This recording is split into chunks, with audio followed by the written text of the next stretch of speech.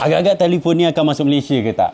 Sebab masa Xiaomi launch 17 Pro Pro Max masa tu, kan, tahun lepas dekat China, memang betul-betul hype gila telefon tu. Sampaikan masa aku buat live, ramai yang tanya, "Bang, 17 Pro Pro Max ni akan masuk Malaysia ke tak? Bila dia akan masuk Malaysia?" Dan biasanya saya punya jawapan sama je. Telefon ni tak akan masuk Malaysia. Sampai macam gitu sekali dia punya hype. So masa tu aku curious lah, berapa unit dia orang jual. Rupanya dia orang jual These niggas ain't ready. 2 juta unit dalam masa 2 hari masa dia launch. You wanted this, amigo. Tapi telefon 17 Pro Pro Max ni dah nak masuk setahun. So bulan September tahun ni maybe dia akan launch the new generation, kan, 18 Pro Pro Max. Dan saya pun ada nampak jugalah dia punya leaks. Cumanya soalannya, dia akan masuk tak global punya set?